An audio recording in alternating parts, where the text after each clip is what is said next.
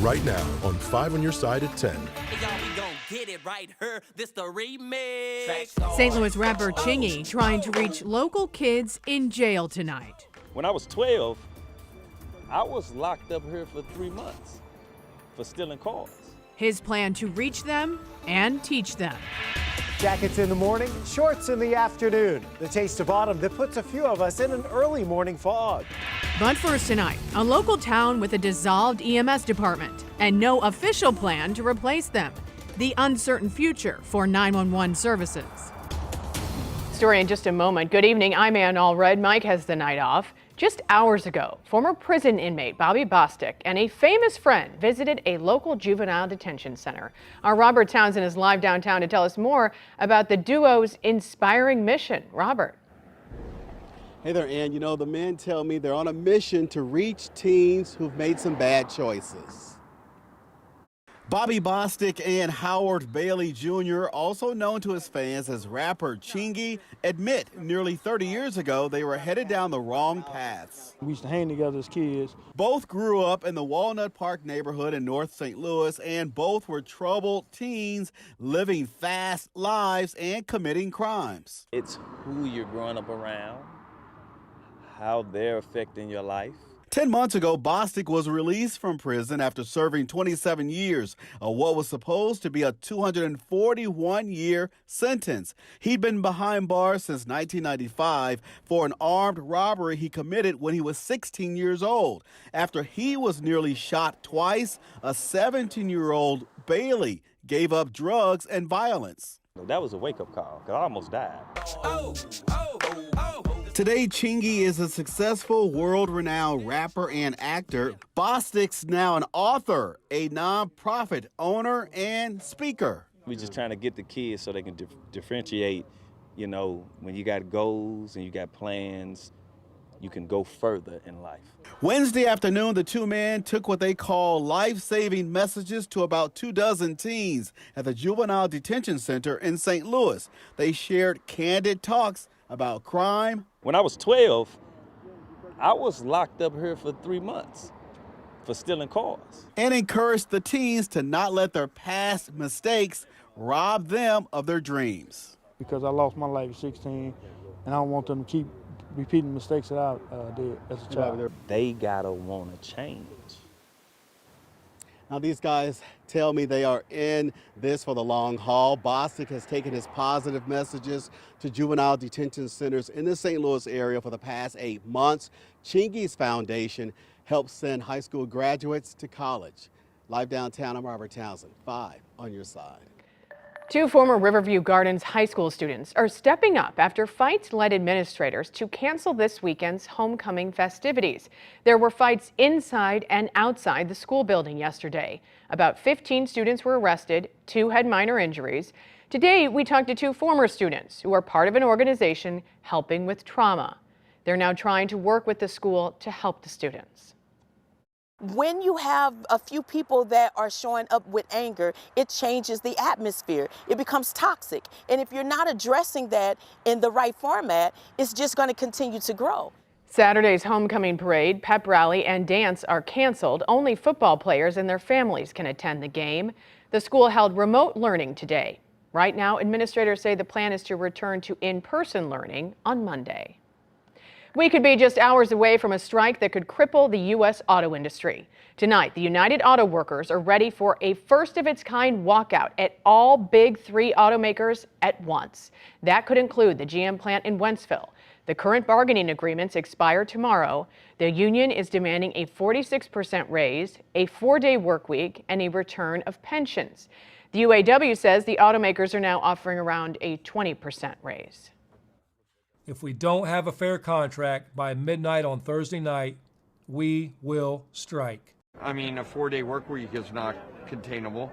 We're literally fighting for the future of automotive manufacturing in our country.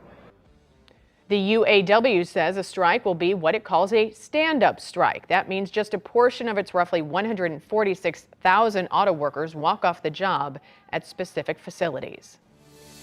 Tonight, an infant continues to be treated for smoke inhalation in the hospital more than 24 hours after this house fire in University City. 5 other children were rescued from the fire last night on Etzel Avenue.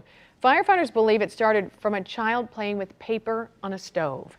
The Red Cross is helping the family. A St. Charles County man sentenced to the death for killing his girlfriend and 3 family members was sentenced to an additional 210 years in prison today. Richard Emery has already been sentenced to death for the 2018 killings of Kate Caston, her 2 children Zoe and Jonathan, and her mother, Jane Mokel. Today's sentencing was for crimes he committed right after the murders. Emery stabbed a woman during a carjacking and exchanged gunfire with St. Charles police. Also tonight, we're learning more about why St. Louis prosecutors agreed to a plea deal with a man charged in connection with his wife's fatal fall from a downtown parking garage.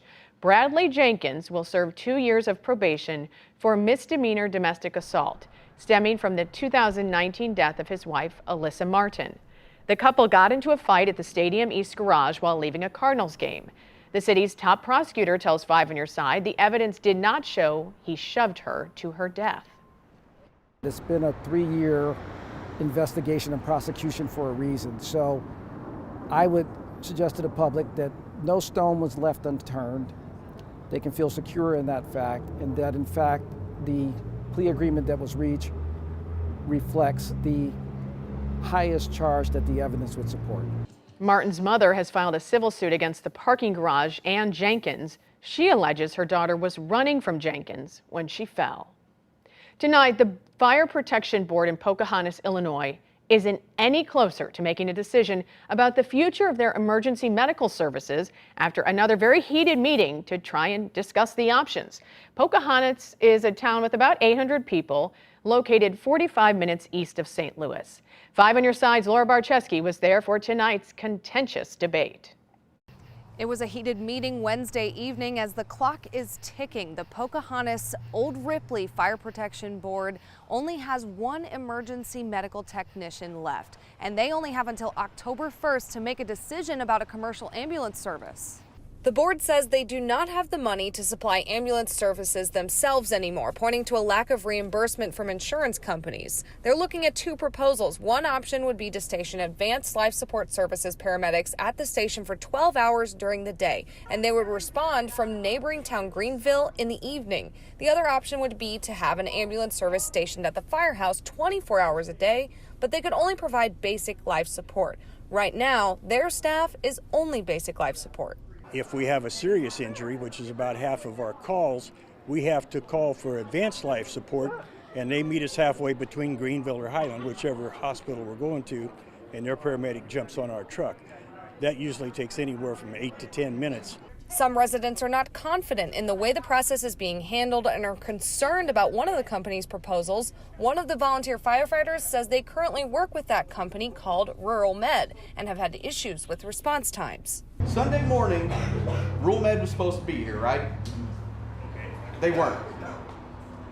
We timed it, and it took them 45 minutes from the time they were paged to get to File Avenue. A local state representative also presented an option that all Illinois residents can take advantage of next year. Towns can join together to create a new ambulance district that's supported by a tax increase put in front of the voters to help solve this problem happening statewide. The board here in Pocahontas will have another meeting next Thursday. Reporting in Pocahontas, Laura Barczewski, 5 on Your Side. Tonight, a slimmed-down state budget for the Show Me State. During today's veto session in Jefferson City, Missouri lawmakers failed to override some of Governor Mike Parson's hefty cuts to the Missouri spending plan. The governor vetoed $555 million of the $51 billion budget passed by the state legislature back in June. The future is now. Concerns over artificial intelligence was the focus of a closed-door meeting on Capitol Hill today between big tech CEOs and U.S. senators. As Alice Barr reports, critics are calling it a photo op. From Elon Musk to Mark Zuckerberg, Bill Gates, and Sam Altman of ChatGPT, the biggest names in tech gathering on Capitol Hill today for a debate on one of the biggest tools and trials of our times, the growing role of artificial intelligence. The consequences of AI going wrong are severe, so we have to be proactive rather than reactive. Senate Majority Leader Chuck Schumer and Republican Mike Rounds leading the first in a series of AI insight forums about how Congress can regulate the fast-moving industry. Putting guardrails in place to deal with issues like bias and worker education and jobs. AI is not going away. It's going to be here for a long, long time. Since ChatGPT burst onto the scene late last year, demonstrating AI's ability to closely mimic human conversation, the world of artificial intelligence has raised powerful possibilities and existential angst. Dr. Alex Alonso studies the impact of AI on the workforce. The ability that AI has to economize, to make things more efficient, and to automate specific processes, it certainly has an impact. Workers should do their best to actually develop the skills so they don't find themselves in that position. Democratic Senator Elizabeth Warren and Republican Lindsey Graham are pushing legislation to create a new tech regulating federal agency. These giants aren't just big, they are big and they kill competition. And that means they kill innovation. Rare bipartisan agreement about the need for AI guardrails as leaders eye the potential impacts on everything from spreading disinformation to national security. From Capitol Hill, Alice Barr, NBC News. There was bipartisan criticism that this meeting was held behind closed doors.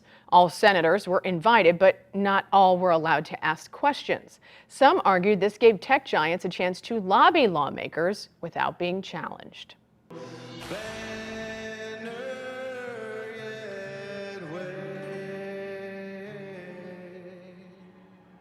2023 is Adam Wainwright's swan song, and after performing the national anthem on opening day, he is preparing to sing for Cardinals fans once again. It is all part of his retirement celebration during the team's last homestand. It all begins on Friday, September 29th with a special theme ticket t-shirt. On Saturday, Wayno will perform 3 new songs after the game.